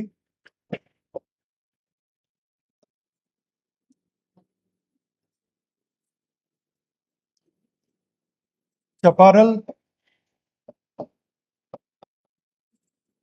बायोम क्षेत्र में जैसे कि चपारल बायोम क्षेत्र में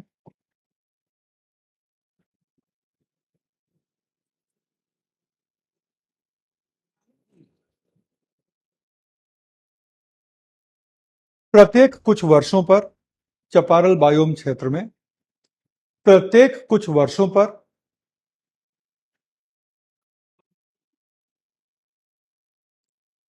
स्थापित प्रत्येक कुछ वर्षों पर स्थापित क्लाइमेक्स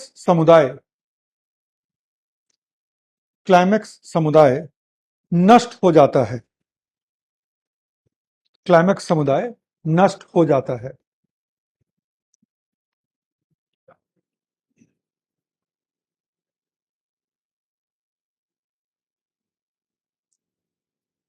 फुल स्टॉप दे दीजिएगा। इसके बाद फिर से उत्क्रमण का वही क्रम उसके बाद फिर से उत्क्रमण का वही क्रम दोहराया जाता है।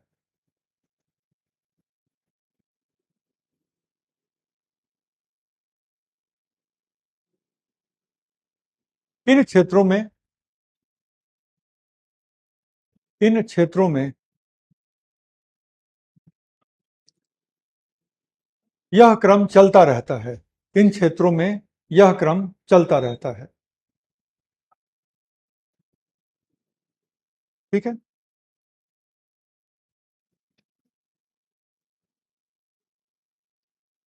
अब लास्ट वाला लिखिएगा, डिसरप्टेड सक्सेशन।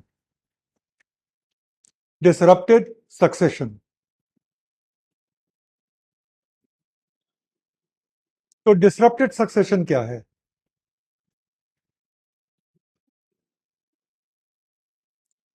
जब बाहरी प्राकृतिक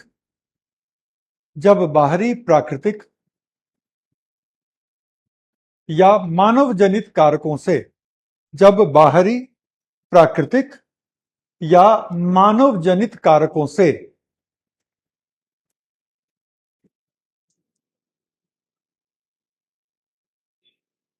उत्क्रमण के क्रम में व्यवधान आ जाता है। मानव जनित कारकों से उत्क्रमण के क्रम में व्यवधान आ जाता है और क्लाइमेक्स स्तर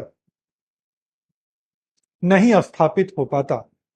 क्लाइमेक्स स्तर नहीं स्थापित हो पाता।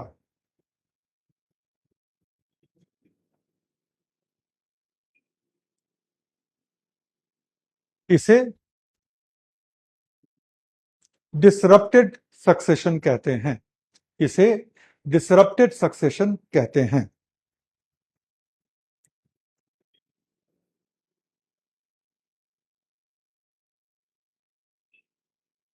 यह ऐसे क्षेत्रों में पाया जाता है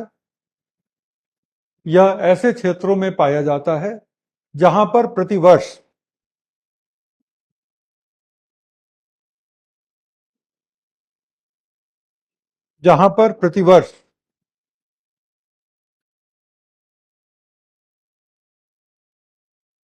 आग या बाढ़ जैसी घटनाएं होती हैं।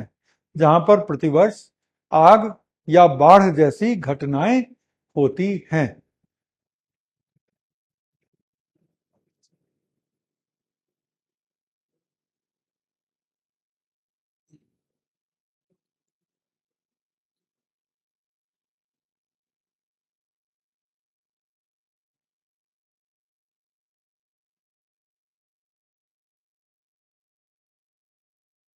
चलिए, ये हो गया। अभिषेक करें, बस करिए।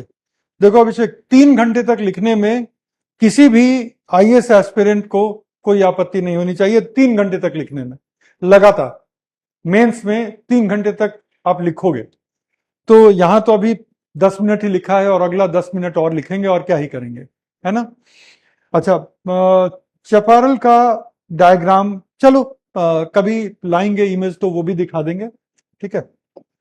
चलो अब हम नेक्स्ट पे आते हैं और वो है क्या, यहां देख लो, हमने देखा था मुख्य कारक के आधार पर। तो हमारा जो नेक्स्ट है वो है मुख्य कारक के आधार पर। तो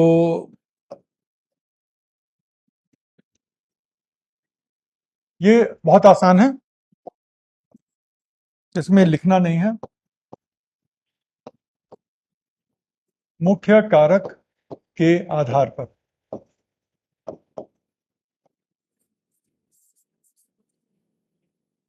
एक आंतरिक कारण,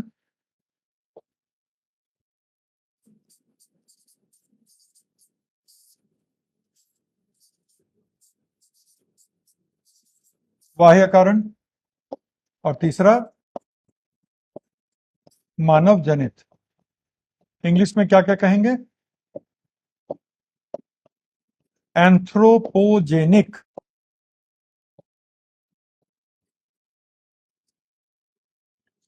ये कहेंगे एक्सट्रिंसिक, बाहरी कारण। ये कहेंगे इंट्रिंसिक। थोड़ी थोड़ी इंग्लिश अगर इन क्लासेस के जरिए आपकी स्ट्रांग हो जाए तो वो मेरी एक सेकंड उपलब्धि होगी। दो चीजें मैं बता दूं, पहला कि एक कंपलसरी इंग्लिश होता है और कंपलसरी इंग्लिश में खूब सारे हिंदी मीडियम वाले बच्चे रह जाते हैं, आप उनमें से एक नहीं होने चाहिए, पहली बात। दूसरी बात यह है कि जब आप थोड़े से इंग्लिश में सहज होंगे तो पीटी के क्वेश्चन भी आप ज्यादा तेजी से समझ पाएंगे। तो अगर इन इंग्लिश की क्लासेस में जहां पे थोड़ी इंग्लिश भी चल रही है, ज्यादा 90% तो हिंदी ही चल रही है, तो इन क्लासेस के जरिए कम से कम कुछ आपकी अगर वोकेबलरी स्ट्रांग होती चली जाए तो वो भी मैं अपना एक योगदान मानूंगा कि एक ऐसे क्षेत्र में भी मैं आपको हेल्प कर पाया जो कि इकोलॉजी के या साइंस टेक के बाहर था, ठीक है। तो इतनी तो आती है सर इंग्लिश, मैं कहां डाउट कर रहा हूं कि नहीं आती है। अगर जिनको नहीं आती है आपने 3 नए शब्द सीख लिए, मैं वो कह रहा हूं, ठीक है। मैं आप पे कहां शक कर रहा हूं। तो देखो ये तो स्टोरी एकदम क्लियर है।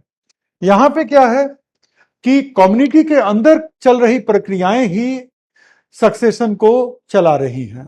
जो मैंने पहले दिखाया था कि कम्युनिटी में जो प्रक्रियाएं चल रही हैं, जैविक प्रक्रियाएं चल रही हैं, उसके कारण ये हो गया कि उसके कारण जो है सो कम्युनिटी के अंदर जो एबायोटिक फैक्टर जो थे उस इकोसिस्टम के अंदर वो बदल गए और उसकी वजह से चेंज आए, तो वो इंटरनल हो गया। एक्सटर्नल कोई भी फैक्टर, आग, फ्लड या कोई भी ऐसा फैक्टर जिससे कि उस जगह की इकोसिस्टम डिस्ट्रॉय हो जाए या एकदम से कोई नया इलाका निकल करके आ जाए जहां पर आपको नए सिरे से सक्सेशन की जरूरत है, तो वो एक्सटर्नल फैक्टर हो गया। और मानव जनित चलते ही रहता है।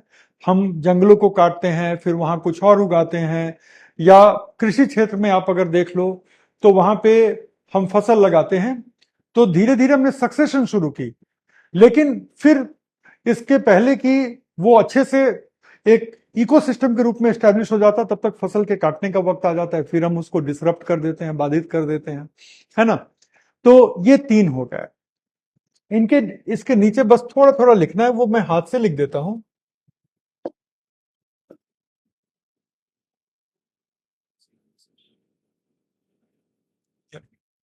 सो यहां पे कम्युनिटी के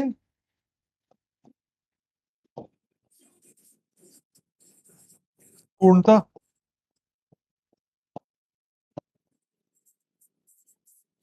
आंतरिक कारक। अब मत पूछना कौन से आंतरिक कारक, पीछे बता चुका हूं, ठीक है। और जब आप रिवाइज करोगे तो वो समझ में आ जाएगा। अब एक ही चीज को बार बार बताऊंगा तो आप भी सोचोगे कि मैं आपको क्यों अंडर एस्टिमेट कर रहा हूं, राइट। बाहरी, इसका एग्जाम्पल ही दे देता हूं, बाढ़, भूकंप, भूकंप आप सोचोगे भूकंप कैसे? वो वाला भूकंप जिसमें एक नया द्वीप समुद्र में प्रकट हो जाता है, तो वो वाला, उस वाले भूकंप की बात हो रही है। ठीक है, तो बाढ़ हो गया, भूकंप हो गई, ज्वालामुखी, विस्फोट,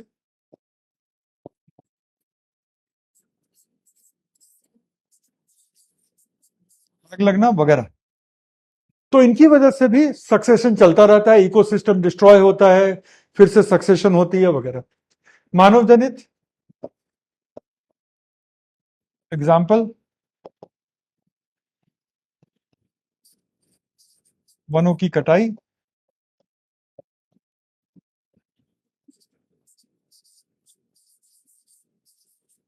जलीय तंत्रों का प्रदूषण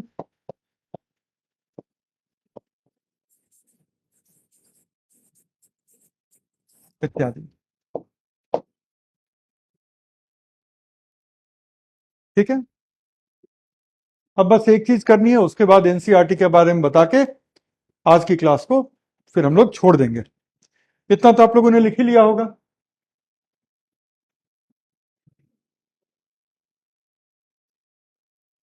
प्रीति कह रही है सर ओनली 23 क्लासेस लेंगे, ज्यादा भी ले लेंगे अगर जरूरत पड़ेगी, और अगर जरूरत नहीं पड़ेगी तो नहीं लेंगे। ठीक है, वो सब चिंता मत कीजिए, सिलेबस को अच्छे से कवर करना इस बैच का उद्देश्य है, और वो कवर होगा। इंट्रिंसिक का एग्जाम्पल, इंट्रिंसिक का एग्जाम्पल का मतलब है कि जो इकोसिस्टम की आंतरिक क्रियाएं हैं। अब आप कहोगे कि सर कैसे हो गया? अगर किसी चीज को मैंने पहले बताया है, बस उसी चीज को दोबारा नहीं बता रहा। देखो, कोई भी शेयर जैविक क्रियाकलाप जैसे कि आहार श्रृंखला, संसाधनों का उपयोग, रासायनिक अभिक्रियाएं, जिससे कि अजैविक घटकों में परिवर्तन होता है, पहले करा चुका हूं आज ही की क्लास में। अब कई घटक अब वर्तमान शेयर के लिए अनुकूल नहीं रह जाते, कुछ अन्य प्रजातियों का आगमन होता है, ये कराया है ना? तो फिर क्यों पूछा आंतरिक घटकों का एग्जाम्पल? राइट।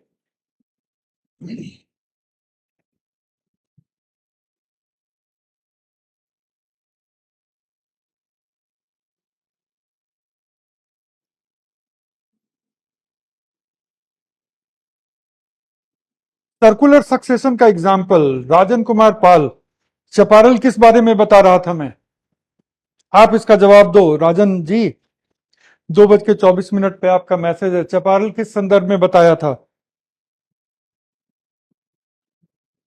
भूकंप तो आंतरिक कारण है, ऋतु पूछ रही है। नहीं, पृथ्वी के आंतरिक कारक की बात नहीं कर रहे हैं, कम्युनिटी के आंतरिक कारक की बात कर रहे हैं। भूकंप पृथ्वी का आंतरिक कारक है, उस कम्युनिटी के अंदर तो भूकंप नहीं हो रहा था ना, भूकंप तो उस कम्युनिटी के बाहर से आया।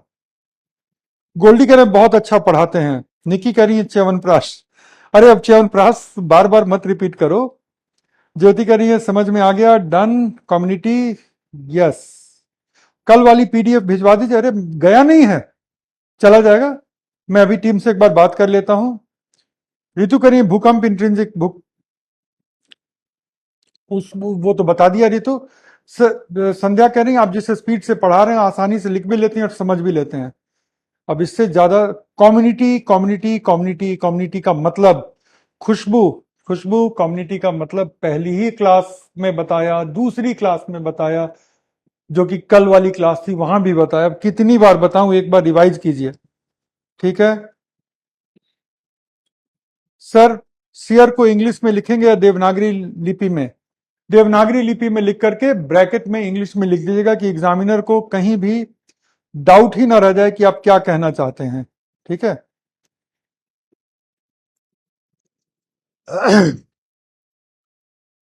चलिए, लास्ट चीज देख रहे हैं अब हम लोग यहां पर।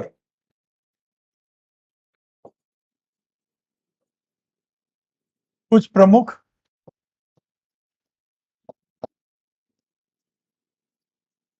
पायनियर कम्युनिटी, पायनियर कम्युनिटी का मतलब क्या है ये भी बता चुका हूं, जहां से सक्सेशन की शुरुआत होती है।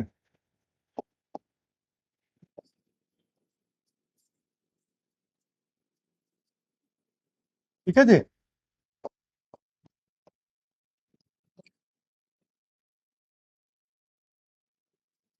तो अगर रॉक चट्टान पर सक्सेशन होती है, ठीक है, तो इसको हम कहते हैं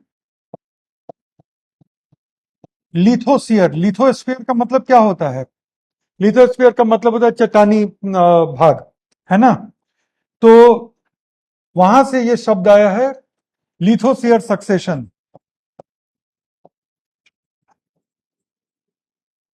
और अगर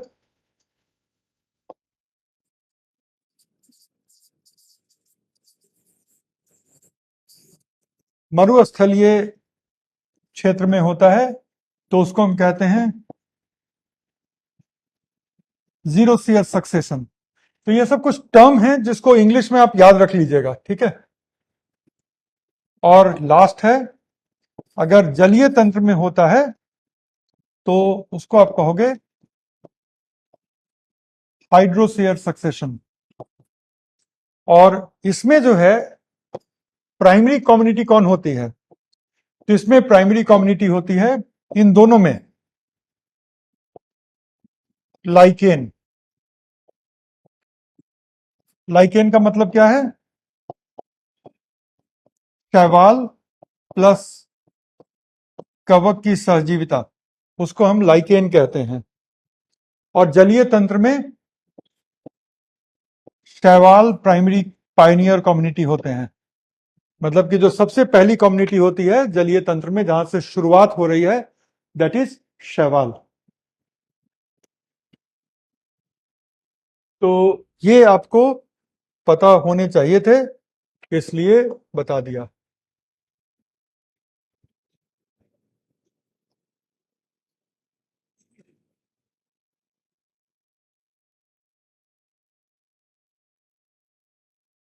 अब चलते चलते सैटरडे और संडे का होमवर्क दिए जा रहा हूं। एनसीईआरटी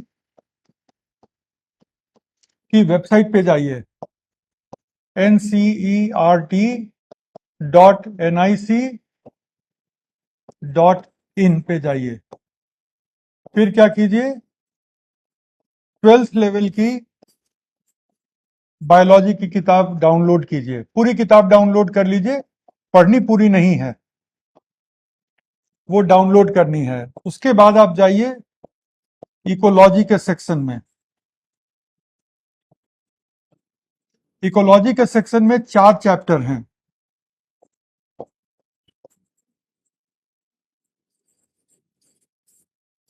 और आपको पढ़ना क्या है अभी के लिए?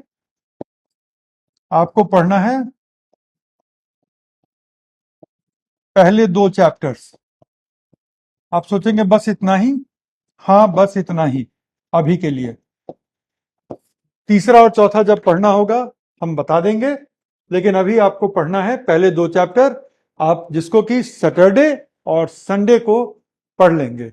फिर हम लोग मंडे को मिलेंगे तो इसके आगे पढ़ाई करेंगे। अभी हम लोग अपने प्लान से थोड़ा सा पीछे चल रहे हैं, लेकिन आगे स्पीड ले लेंगे, और नहीं तो आगे और क्लास ले लेंगे, उसमें कहीं कोई दिक्कत है नहीं, ठीक है।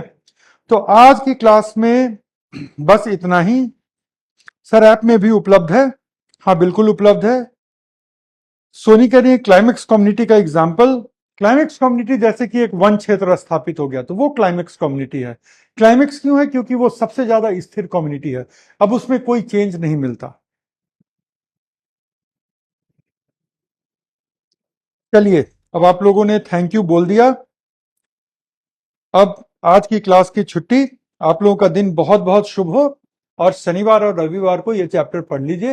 ये सारा पीडीएफ मैं अभी उपलब्ध करा देता हूँ। ये सबको अभी पीडीएफ में एक्सपोर्ट करूंगा, एक्सपोर्ट करके टीम के साथ शेयर करूंगा।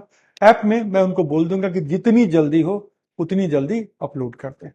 तो चलिए, अब आप लोगों से विदा लेते हैं और मुलाकात होगी मंडे को, ठीक है। अब आपका दिन खूब शुभ हो, आराम कीजिए, खाना खाइए,